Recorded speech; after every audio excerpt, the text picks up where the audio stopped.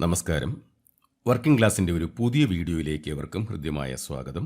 സംസ്ഥാന ധനകാര്യ വകുപ്പിന്റെ 28/24 ഒരു സർക്കുലറാണ് ഈ വീഡിയോയ്ക്ക് ആധാരമായിട്ടുള്ളത്. 47/2024 എന്ന സർക്കുലർ പ്രകാരം എല്ലാ സർക്കാർ ജീവനക്കാരും അവരുടെ GPF അഥവാ പ്രോവിഡന്റ് ഫണ്ടിന്റെ നോമിനേഷനുകൾ പുതുക്കേണ്ടതാണെന്നും ആയതിന്റെ അവസാന തീയതി ഈ മാസം 30 ആണെന്നും അറിയിച്ചിട്ടുണ്ട്. ഇപ്രകാരമുള്ള ഒരു പുതിയ നോമിനേഷൻ ഫോം, അതായത് ഫോം ബി, ആ ഫോമിന്റെ മാതൃക വീഡിയോയിൽ ഉൾപ്പെടുത്തിയിട്ടുണ്ട്. ആ ഫോം ബി പൂരിപ്പിച്ച് അവരവരുടെ ഓഫീസിൽ ഏൽപ്പിക്കേണ്ടതാണെന്നും ഓഫീസ് മേധാവി ഈ ഫോമിന്റെ PDF സർവീസ് ബുക്കിലോ അല്ലെങ്കിൽ ഈ സർവീസ് ബുക്കിലോ അപ്ലോഡ് ചെയ്തതിനു ശേഷം ആവശ്യമായ രേഖപ്പെടുത്തലുകൾ നടത്തിയെന്ന് ഉറപ്പുവരുത്തേണ്ടതുമാണ്. ഗസറ്റഡ് ഓഫീസേഴ്സിന്റെ കാര്യത്തിൽ ഈ നോമിനേഷൻ സമർപ്പിക്കേണ്ടത് AG ഓഫീസിലെ സീനിയർ അക്കൗണ്ട്സ് ഓഫീസർക്കാണ്. ഈ നോമിനേഷൻ കൊടുക്കുന്നതുമായി ബന്ധപ്പെട്ടുള്ള ചില ചെറിയ കാര്യങ്ങൾ ഒന്ന് പറഞ്ഞു പോകാതെ നമുക്ക് വീഡിയോയിലേക്ക് കടക്കാൻ കഴിയില്ല. അതിലൊന്ന്, എപ്പോഴൊക്കെയാണ് ഈ നോമിനേഷൻ സ്പാർക്കിൽ ചേഞ്ച് ചെയ്യേണ്ടി വരുന്നതെന്നാണ്. അതിന് ചില കാരണങ്ങളുണ്ട്. ഒന്ന്, അവിവാഹിതനായി സർവീസിൽ പ്രവേശിക്കുന്ന ഒരു ജീവനക്കാരൻ അല്ലെങ്കിൽ ജീവനക്കാരി വിവാഹം കഴിക്കുമ്പോൾ, അതായത് അവർ അവിവാഹിതരായിരിക്കുമ്പോൾ സർവീസിൽ കയറുന്നു, അപ്പോൾ നോമിനേഷൻ കൊടുക്കുന്ന ഒന്നുകിൽ അച്ഛൻ്റെ പേര് അല്ലെങ്കിൽ അമ്മയുടെ പേരായിരിക്കും. എന്നാൽ വിവാഹം കഴിയുമ്പോൾ ഭാര്യയായിരിക്കും അല്ലെങ്കിൽ ഭർത്താവായിരിക്കും നോമിനിയായി വരുന്നത്. അപ്പോൾ നമ്മൾ സ്പാർക്കിൽ ഇത് ചേഞ്ച് ചെയ്ത് കൊടുക്കേണ്ടി വരും.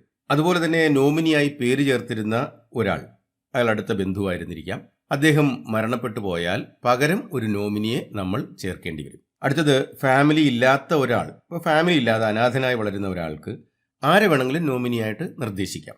എന്നാൽ ഈ നോമിനിയിലുള്ള വിശ്വാസം നമുക്ക് നഷ്ടപ്പെട്ടാൽ അല്ലെങ്കിൽ അയാൾ വിവാഹിതനായാൽ തീർച്ചയായും നോമിനേഷൻ ചേഞ്ച് ചെയ്ത് കൊടുക്കേണ്ടി വരും. വിവാഹിതനായി കഴിഞ്ഞാൽ ഭാര്യയായിരിക്കും, അല്ലെങ്കിൽ വിവാഹിതയായി കഴിഞ്ഞാൽ ഭർത്താവായിരിക്കും പുതിയ നോമിനി. അപ്പോൾ നോമിനേഷൻ ചേഞ്ച് ചെയ്ത് കൊടുക്കേണ്ടി വരും. അടുത്ത ഒരു പോയിന്റ്, ഈ മൈനർ ആയിരുന്ന ഒരു നോമിനി, ചിലപ്പോൾ നമ്മുടെ മൈനറായ ഒരാളെ ആയിരിക്കും നമ്മൾ നോമിനിയായി ആദ്യം വെച്ചിരുന്നത് സർവീസിൽ കയറുമ്പോൾ.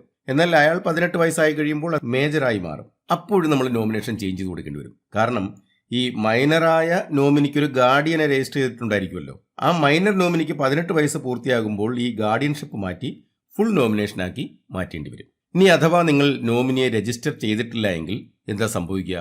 നിങ്ങളുടെ മെച്യൂരിറ്റി എമൗണ്ട് നിങ്ങളുടെ ഫാമിലി മെമ്പേഴ്സിനിടയിൽ ഈക്വലായി ഡിവൈഡ് ചെയ്ത് നൽകേണ്ടതായിട്ട് വരും. ഫാമിലി മെമ്പേഴ്സ് എത്ര പേരുണ്ടോ അവർക്ക് എല്ലാവർക്കും ഈക്വലായിട്ട് ഡിവൈഡ് ചെയ്ത് നൽകേണ്ടതായിട്ട് വരും. അത് ഭാവിയിൽ വളരെയധികം തർക്കങ്ങൾക്ക് കാരണമാകുന്നതായിട്ട് ഡിപ്പാർട്ട്മെന്റ് മനസ്സിലാക്കിയിട്ടുണ്ട്. അതുകൊണ്ടാണ് എല്ലാ നോമിനേഷനുകളും PF, SLI, GIS, LIC തുടങ്ങിയ എല്ലാ സബ്സ്ക്രിപ്ഷനുകൾക്കും ഉള്ള നോമിനിയെ നൽകുക എന്നുള്ളത് വളരെ നിർബന്ധമുള്ള ഒരു കാര്യമാണ്. നോമിനേഷൻ ചേഞ്ച് ചെയ്ത് നൽകാനായിട്ട് സ്പാർക്കിൽ ഇപ്പോൾ സൗകര്യം ഏർപ്പെടുത്തിയിട്ടുമുണ്ട്. അത് SLIക്ക്, GISന്, GPFന് എല്ലാം ഉണ്ട്. ഇവിടെ നമുക്ക് PFന്റെ നോമിനിയെ ചേഞ്ച് ചെയ്യുക എന്നുള്ളതാണ് ഇപ്പോൾ കമ്പൽസറി ആയി പറഞ്ഞിരിക്കുന്നത്. അതുകൊണ്ട് നമുക്ക് നേരെ സ്പാർക്കിലേക്ക് പോയി PFന്റെ നോമിനിയെ ചേഞ്ച് ചെയ്ത് നൽകുന്നത് എങ്ങനെയെന്ന് നോക്കാം.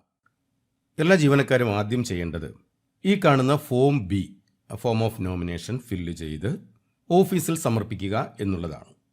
അവരവരുടെ ഓഫീസിലാണിത് കൊടുക്കേണ്ടത്. അതെങ്ങനെയാണ് ഫില്ല് ചെയ്യുന്നതെന്ന് മിക്കവാറും എല്ലാവർക്കും അറിയാം, എങ്കിലും ഒന്ന് പറഞ്ഞുതരാം. ഇവിടെ നമ്മുടെ പേര്, ആരാണോ എംപ്ലോയി ആ എംപ്ലോയിയുടെ പേരാണ് ഇവിടെ. മാരിറ്റൽ സ്റ്റാറ്റസ്, മാരീഡ് ആണെങ്കിൽ മാരീഡ്, അൺമാരീഡ് ആണെങ്കിൽ unmarried. Name, full permanent address and Aadhaar number of nominee. മുൻപും ഇതേപോലൊരു ഫോം ഉണ്ടായിരുന്നു, പക്ഷെ അതിൽ ആധാർ നമ്പർ ആവശ്യപ്പെട്ടിരുന്നില്ല. എന്നാൽ ഈ ഫോമിൽ ആധാർ നമ്പർ ആവശ്യപ്പെട്ടിട്ടുണ്ട്. അപ്പോൾ ഇവിടെ നോമിനിയുടെ പേര്, ഫുൾ അഡ്രസ്സ്, ആധാർ നമ്പർ, ഇത്രയുമാണ് വേണ്ടത്. രണ്ടാമത്തെ കോളത്തിൽ റിലേഷൻഷിപ്പാണ്. വൈഫാണെങ്കിൽ വൈഫ്, ഹസ്ബൻഡ് ആണെങ്കിൽ ഹസ്ബൻഡ്, അതെന്താണെന്ന് വെച്ച് കഴിഞ്ഞാൽ അത് എഴുതുക. മൂന്നാമത്തെ കോളത്തിൽ ആ നോമിനിയുടെ വയസ്സാണ്. അതിനുശേഷം share payable to each in percentage ആണ്. ഇപ്പോൾ ഒന്നിലധികം ആൾക്കാർ ഇവിടെ നോമിനീസ് ആയിട്ടുണ്ടെങ്കിൽ പെർസെൻറ്റേജ് എഴുതുക. 50% ഒരാൾക്ക്, മോന് അല്ലെങ്കിൽ മോൾക്ക് 50%, അല്ലെങ്കിൽ മക്കൾക്ക് 25 വീതം, അങ്ങനെ നമുക്ക് എഴുതാം. എന്നാൽ ഒരാൾക്ക് മാത്രമായിട്ടാണിത് ഫുൾ കൊടുക്കുന്നതെന്നുണ്ടെങ്കിൽ അവിടെ പെർസെൻറ്റേജ് എഴുതണ്ട, ഇൻ ഫുൾ ഒന്ന് എഴുതിയാൽ മതിയാവും. ഇനി contingencies on the happening of which nomination shall become invalid. ഇവിടെ ഡെത്ത് ആണ് കണ്ടിജൻസി എങ്കിൽ അത് എഴുതേണ്ട കാര്യമില്ല. മരണശേഷം ആര് എന്നുള്ളതിന് ഇവിടെ നമ്മൾ മെൻഷൻ ചെയ്യേണ്ട കാര്യമില്ല. കണ്ടിജൻസി എഴുതേണ്ടത് ഒരു പുതിയ നോമിനേഷൻ നമ്മൾ നൽകുമ്പോൾ എന്നാണ്. As and when fresh nomination submitted no, okay എഴുതാം. അപ്പോൾ അതാണ് ഇവിടെ നമ്മൾ എഴുതേണ്ടത്. ഈ ആറാമത്തെ കോളത്തിൽ എഴുതേണ്ടത് ഈ നോമിനി മരിച്ചു പോയി കഴിഞ്ഞാൽ പകരം ആരെയാണ് അവിടെ നൽകാൻ കഴിയുക എന്നാണ്. അപ്പോൾ അവിടെ മക്കളുടെ പേരോ ഒക്കെ വയ്ക്കാവുന്നതാണ്. ഇവിടെ മൈനർ ആണെന്നുണ്ടെങ്കിൽ name, address and Aadhaar number of the person to whom share is to be paid on behalf of minor. ഒരു മൈനറിനെയാണ് നമ്മൾ നോമിനിയായി വച്ചിരിക്കുന്നതെങ്കിൽ മൈനർ അല്ലാത്ത ആളിൻ്റെ ഒരു പേര് നമ്മളിവിടെ കൊടുക്കണം. ഇത്രയുമാണ് ആ ഫോമിൽ ഈ കോളങ്ങൾ ഫില്ല് ചെയ്യാനുള്ള നിർദ്ദേശങ്ങൾ.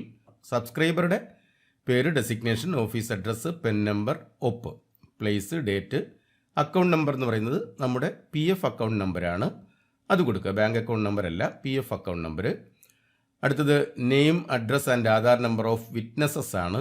ഇവിടെ വിറ്റ്നസ് ആയിട്ട് 2 പേരെ, സാധാരണഗതിയിൽ ആ ഓഫീസിൽ തന്നെയുള്ള 2 ജീവനക്കാരെ ആയിരിക്കും അവിടെ നിശ്ചയിക്കുന്നത്. അങ്ങനെയാണെങ്കിൽ ആ 2 ജീവനക്കാരുടെ പേര്, അഡ്രസ്സ്, ആധാർ നമ്പർ, അവർ 2 പേരുടെയും സിഗ്നേച്ചർ. ഇത്രയുമാണ് ഈ ഫോമിൽ ഫില്ല് ചെയ്യാനുള്ളത്. ഇതിൽ counter signature by head of office, അത് ആർക്ക് വേണ്ടിയിട്ടാണ്? നോൺ ഗസറ്റ് ഓഫീസേഴ്സിൻ്റെ ആണെങ്കിൽ കൗണ്ടർ സിഗ്നേച്ചർ വേണം. എന്നാൽ ഗസറ്റ് ഓഫീസേഴ്സിൻ്റെ ആണെന്നുണ്ടെങ്കിൽ ഇത് നേരെ AGയിലേക്കാണ് നമ്മൾ അയക്കുന്നത്. അവിടെ ഈ കൗണ്ടർ സിഗ്നേച്ചറിൻ്റെ ആവശ്യം വരുന്നില്ല. അപ്പോൾ ഈ ഫോം എല്ലാവർക്കും മനസ്സിലായിട്ടുണ്ടെന്ന് കരുതുന്നു. ഈ ഫോമിൻ്റെ ബാക്കിൽ കുറച്ച് നിർദ്ദേശങ്ങൾ തന്നിട്ടുണ്ട്, അതൊന്ന് വായിച്ചു നോക്കുന്നത് നല്ലതായിരിക്കും. ഇതെല്ലാം കൂടി ഇതിനകത്ത് ഉൾക്കൊള്ളിക്കുന്നില്ല, നിങ്ങളൊന്ന് വായിച്ചു നോക്കുക. ഇല്ലാന്നുണ്ടെങ്കിൽ ഇതിനെ ഇതുപോലെ കോപ്പി ചെയ്ത് ഗൂഗിളിൽ ചെന്ന് ഗൂഗിൾ ട്രാൻസ്ലേറ്ററിലേക്ക് ഒന്ന് പേസ്റ്റ് ചെയ്യുക. അവിടെ ഇത് മലയാളത്തിൽ നമുക്ക് വായിക്കാവുന്ന രീതിയിൽ അതിൻ്റെ അർത്ഥം പറഞ്ഞു തരുന്നതായിരിക്കും. അപ്പോൾ ഇതോടുകൂടി ഈ ഫോം നമ്മൾ ഫില്ല് ചെയ്തിരിക്കുകയാണ്. ഇനി ഈ ഫോം നമ്മൾ ഒപ്പിട്ടെവിടെ കൊടുക്കുന്നു? ഓഫീസിൽ കൊടുക്കുന്നു. ഓഫീസിലുള്ള ക്ലർക്കാണ് ഇതിനെ അപ്ലോഡ് ചെയ്യുകയും വേണ്ട വിവരങ്ങൾ സ്പാർക്കിൽ രേഖപ്പെടുത്തുകയും ചെയ്യുന്നത്. അപ്പോൾ ഇനി നമ്മൾ പോകുന്നത് സ്പാർക്കിലേക്ക്. ഇപ്പോൾ ഞാനുള്ളത് ഒരു ക്ലർക്കിൻ്റെ ലോഗിനിലാണ്. ഒരു ജീവനക്കാരൻ തൻ്റെ PFൻ്റെ നോമിനേഷൻ ഫോം, അതായത് ഫോം B, ഫില്ലപ്പ് ചെയ്ത് ഓഫീസിൽ ഏൽപ്പിച്ചിരിക്കുകയാണ്. ഞാൻ അതിനെ സ്കാൻ ചെയ്ത് എൻ്റെ കമ്പ്യൂട്ടറിൻ്റെ ഡെസ്ക്ടോപ്പിൽ സൂക്ഷിച്ചിട്ടുമുണ്ട്. ഇനി നമുക്ക് സർവീസ് മാറ്റേഴ്സിലാണ് പോകേണ്ടത്. സർവീസ് മാറ്റേഴ്സിൽ ഏറ്റവും താഴെയായി ആഡ് നോമിനി ഡീറ്റെയിൽസ് ഉണ്ട്, അത് ക്ലിക്ക് ചെയ്യുന്നു. ഇവിടെ സെലക്ഷൻസ് എല്ലാം നടത്തുകയാണ്. എംപ്ലോയിയെ സെലക്ട് ചെയ്തു. ഇനി നമുക്ക് നോമിനിയുടെ ഡീറ്റെയിൽസ് ആണ് ഇവിടെ എൻ്റർ ചെയ്യാനുള്ളത്. ആദ്യം വേണ്ടത് നോമിനിയുടെ പേര്, അത് ആധാർ നമ്പറിൽ ഉള്ളതുപോലെ തന്നെ വേണം. അതിനുശേഷം ഡേറ്റ് ഓഫ് ബർത്ത് ആണ്, അതും ആധാറിലുള്ള ഡേറ്റ് ഓഫ് ബർത്ത് തന്നെ എൻ്റർ ചെയ്യണം. എൻ്റർ ചെയ്തു. അടുത്ത കോളം ആധാർ നമ്പറാണ്. നോമിനിയുടെ ആധാർ നമ്പറാണ്, മനസ്സിലാക്കുക. എംപ്ലോയിയുടെ അല്ല, നോമിനിയുടെ ആധാർ നമ്പർ നമ്മുടെ കൈവശം വാങ്ങി വെച്ചിരിക്കണം. ആധാർ നമ്പർ എൻ്റർ ചെയ്തു.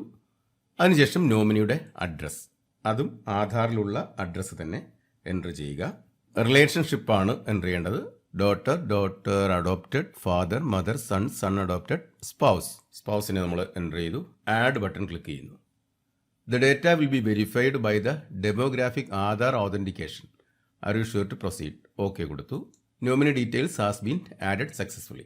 ഓക്കെ കൊടുത്തു. ഇനി അടുത്ത ഒരാളെ കൂടി നമുക്ക് ആഡ് ചെയ്യണമെന്നുണ്ടെങ്കിൽ ഇവിടെ രണ്ടാമത്തെ ആളിൻ്റെ ആധാറിലുള്ള പേര്, ഡേറ്റ് ഓഫ് ബർത്ത് എല്ലാം. ഇപ്പോൾ മകനെയാണ് ആഡ് ചെയ്യേണ്ടെങ്കിൽ മകൻ്റെ പേര്, മകളാണെങ്കിൽ മകൾ, അത് നമ്മൾ എൻ്റർ ചെയ്യുന്നു. ഇവിടെ ഇദ്ദേഹത്തിന് ഒരാളെ മാത്രമേ നോമിനിയായി തന്നിട്ടുള്ളൂ. നമുക്കിനി ഇതെന്തെങ്കിലും എഡിറ്റ് ചെയ്യേണ്ടതുണ്ടെങ്കിൽ ഇവിടെ എഡിറ്റ് ചെയ്യാം. റിമൂവ് ചെയ്യണമെങ്കിൽ റിമൂവ് ചെയ്യാനും കഴിയും.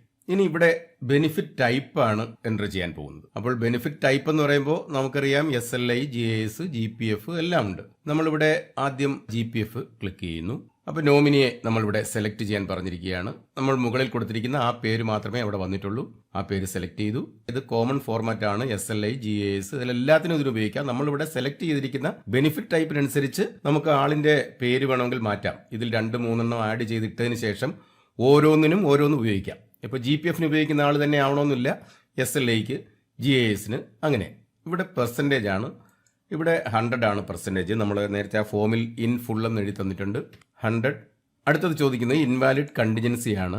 അപ്പോൾ ഓൺ ഫയലിംഗ് റിവൈസ്ഡ് നോമിനേഷൻ, നമ്മൾ നേരത്തെ പറഞ്ഞിരുന്നല്ലോ, ഒരു പുതിയ നോമിനേഷൻ നൽകുമ്പോഴാണ് എന്ത് ചെയ്യുന്നത്, ഈ നോമിനേഷൻ ഇൻവാലിഡ് ആകുന്നത്. അതിനുശേഷം ഇവിടെ ആഡ് ബട്ടൺ ക്ലിക്ക് ചെയ്യുന്നു. ഓക്കെ കൊടുത്തു. Choose ഫയലാണ്.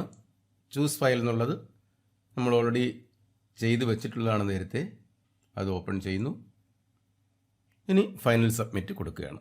Final submit. Please verify data before going for final submission. Are you sure? Okay കൊടുത്തു.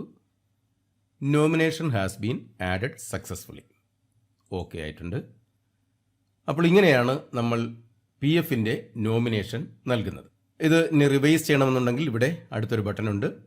ഇനി നമ്മളിപ്പോൾ അപ്ലോഡ് ചെയ്തിട്ടുള്ള നോമിനേഷൻ ഫോം കാണണമെങ്കിൽ ഇവിടെ വ്യൂ ചെയ്ത് കഴിഞ്ഞാൽ നമ്മൾ നേരത്തെ PDF ആയിട്ട് അപ്ലോഡ് ചെയ്ത ആ നോമിനേഷൻ ഫോം നമുക്ക് കാണാൻ കഴിയും.